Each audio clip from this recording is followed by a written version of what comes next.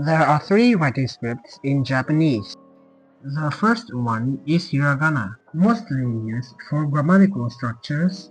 The next one is Katakana, used for foreign or borrowed words.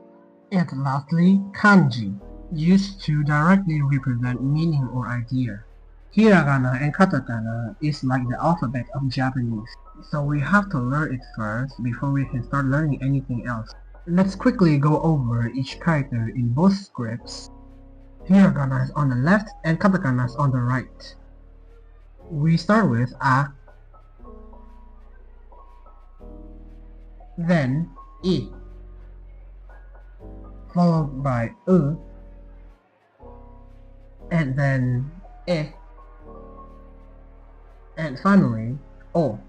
You might want to put your lips out a bit to pronounce it. Moving on now, we start again with Ka, then Ki,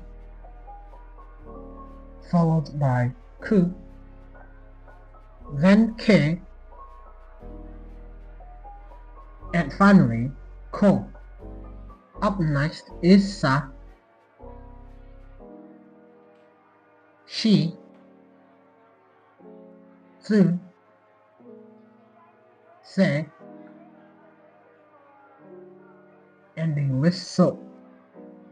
Up next we've got Ta, Chi. Tu is a little bit difficult. You need to blow air while your tongue is on the top of your mouth. On the other hand, Te is not so difficult. And To at the end. You know the drill. We start with Na, Ni, Nu, Ne,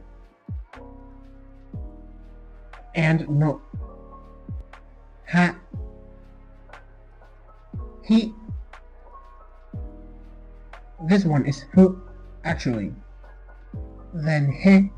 The Hiragana and Katakana for He uses this same character. Then Ho. Again, Ma, Mi, Mu, Me, then Mo. Moving on to Ya, then Yu, and Yo. There's only 3 sounds with Ya. These are the most tricky ones because the sound it makes is between the R and the O sound. So this goes as Da and Di, then Du, De, and finally Do. The last few goes Wa and then O. I've never actually seen a katakana O being used before. And finally which actually has a few different ways to pronounce depending on where they're placed. If it's followed by B or B, it's pronounced as Followed by K or G, however, it is pronounced as If it's at the end, however, it is pronounced as with your tongue on the bottom of your mouth. Placed anywhere else, however, you pronounce it as regularly. Next, we're moving on to diacritics or voiced sounds. It uses the dakuten or handakuten to change a character's usual pronunciation.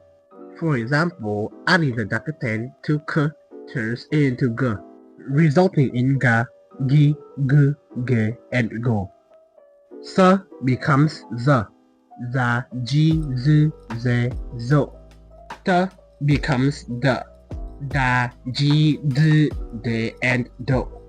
H becomes B, Ba, Bi, B, Be, Bo. With the handakuten, however, H becomes B, Ba, Bi, B, Be, and Bo. There are still characters with diacritics, but they are way less common and not used a lot, so you don't have to worry. Now with that out of the way, we now move on to diagraphs. It has something to do with the characters Ya, Yu, and Yo, and everything in the E column except for the character E itself. Chi with Dakuten is excluded because it sounds the same as Shi with Dakuten pronounced Ji. Same goes for Su and Tsu with Dakuten pronounced as Z. To form a digraph, first you pick any Iro character, in this case I picked Shi. Then you take either Ya, Yu, or Yo, make it smaller, and then add it next to the character that you chose. With that, we've created new characters like Kya, Q, Kyo, Ja, Yu, Yo, then Sha, Shu, Shou, and Ja, Ju, Jo. Then we have Cha, Chu, Cho, Nia, Niu, Nio. Next we have Hia, Hu, Hyo, Bia, Biu, Bio, and Bia, Biu, Bio. And finally, Mia, Miu, Mio, and Dia, Du, Dio. Keep in mind that you can do this with katakana as well, and that they are one syllable long like other kana characters. Next, we're going to talk about Sokuon, as in a geminate, which basically means doubling a consonant sound. The Sokuon is represented by a small tsukana.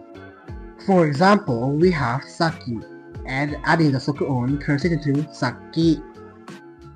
And then we have Geseki, adding the Sokuon turns it into Geseki. And this is pronounced cookie instead of cookie.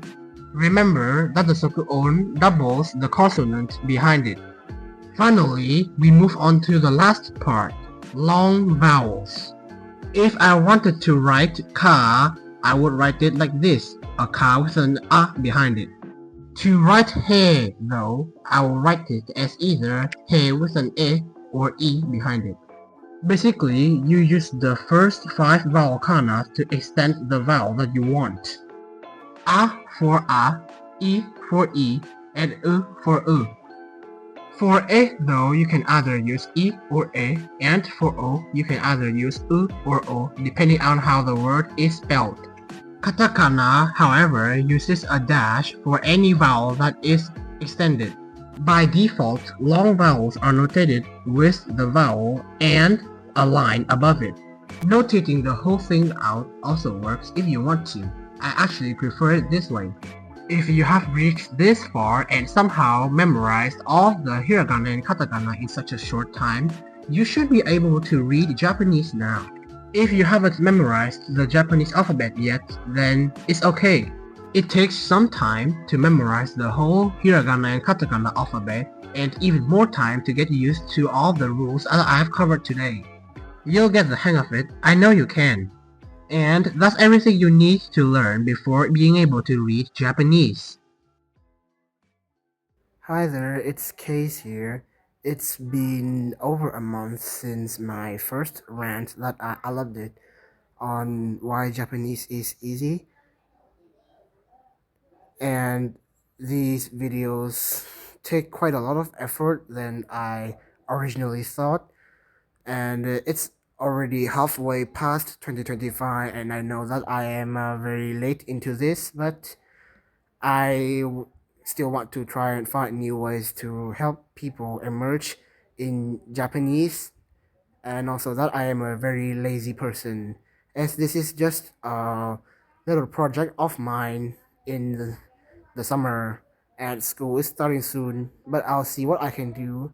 And I hope that you guys can tune in for my next rant that I have upcoming, and I promise you that it will be better and come out quicker. Thank you guys. Thank you.